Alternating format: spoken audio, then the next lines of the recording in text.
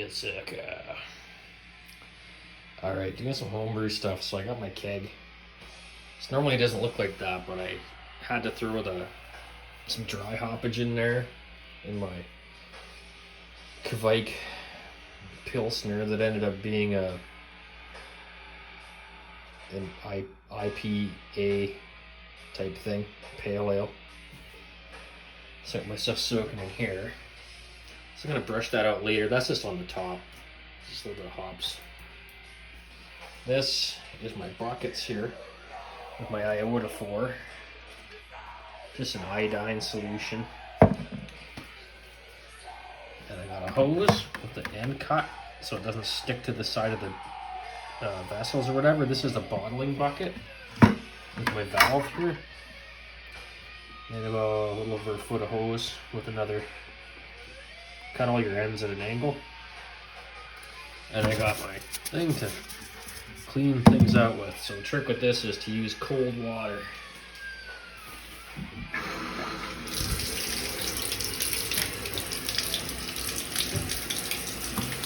Got a little bit of crud in there. We'll try to get anything out like that out. See that stain from the use this bucket for this all the time.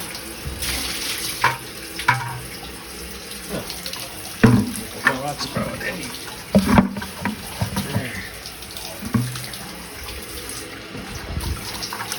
That a bit. So make sure it's cold, because if it's not cold, your iota 4 will deactivate. And you can tell if it's active. It's usually got an orange tint to it.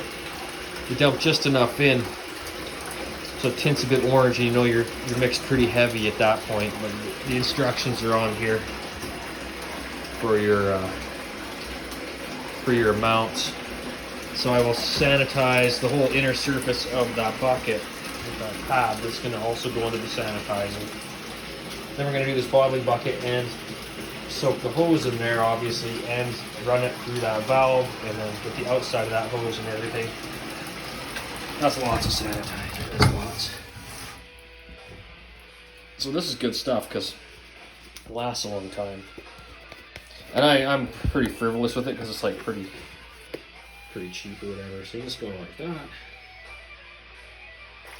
Cool, that's lots.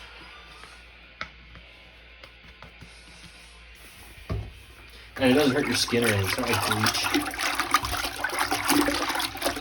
Right, then you throw in your. Yeah, you want to use a clean, newish one of those. The cheap ones, the green shit comes off. But what we're gonna do is we're gonna bottle some homemade raspberry mead. This very raspberry-esque. I brewed it about almost a year ago. It's still in the moonshine jugs, the airlocks, and I'm really excited to taste that. So that'll be the next phase. Going? Okay. So this is the bottles here. So I just, take one from the next. Shake it up first though. There. And then I stick that into the sanitizer like that. And then take this one, shake it, dump it in, and go like that. Alright. So I've had this for a long time. This stalled out, this mead. So I hope it's okay. It's kind of looking strange, but that's just maybe the dust on there. I'm just hoping it's not oxidized. So this has been in here long enough. Put my hands again.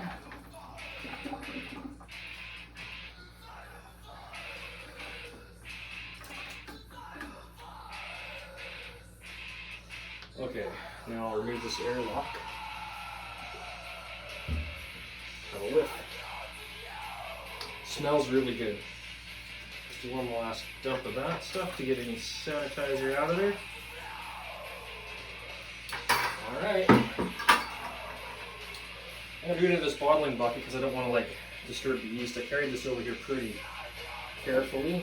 Put this down. Anyways. Not right to the bottom.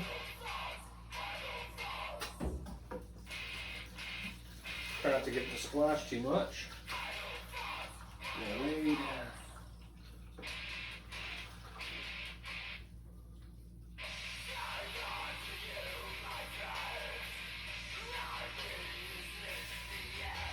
Probably good. We don't want to get much trube in there. And we'll do the smell test on this one. Ooh, smells delicious.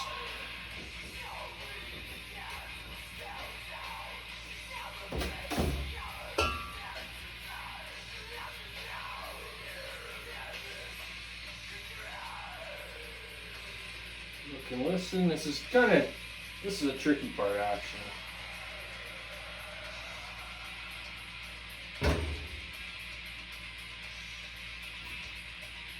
Alright, here we go. That's that.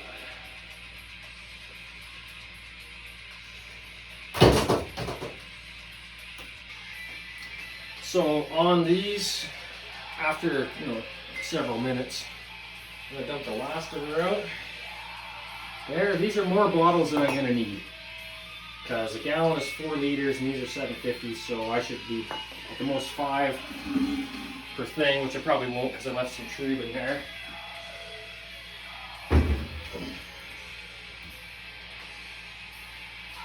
Alright. Now I got a clear bottle so we can see what it looks like. So that's always cool to have some of these around. Put the hose in, I go down. At least I guess on the side there, because you don't want to oxidize this stuff.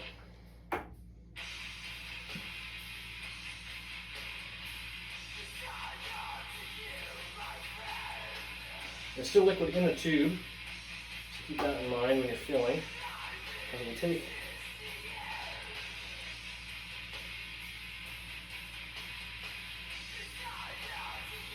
we don't want to leave a lot of headspace. It's not carbonated, so we don't have to go anyways up the neck. That's probably enough there. There we go. Alright, so I want to taste this before I bottle it and cork it all. So hashtag proper glassware.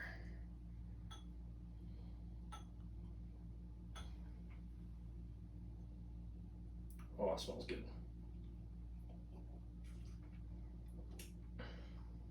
Whoa. This is raspberries from the garden, by the way. This isn't like jam or raspberry flavoring. Straight out of the garden. Oh, that is definitely worth bottling. So now now that I know that, I can count my corks. I got 3, 6, 9, 10. Probably only need 9. 1, 2, 3.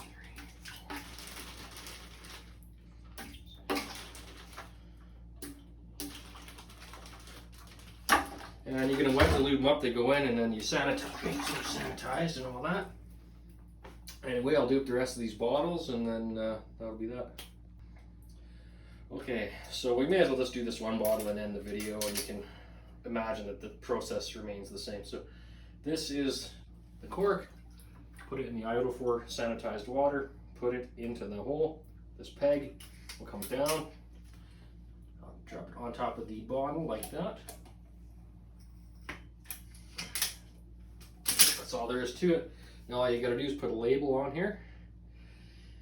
Probably with the date, just some masking tape or something. There's already masking tape on here from before. So this was ordinary bitter, so I put beer in here. You're not supposed to, but I did. Because it's, you're not supposed to put carbonated stuff in here, but whatever. Do that at your own discretion. That's the bottle right there. And now I can use these to make some small batches of beer or something. Beerzerker, and I'm out. Yeah. All right, what do we got? 8 bottles. 8 bottles and a glass to test. All right. So that is supposedly 14% raspberry mead from fresh raspberries from last season, 2025 vintage. So, and just two 2-gallon jugs with a little bit of tube in the bottom, and there you go. Beerzerker and a Mead. Yeah, yeah, yeah.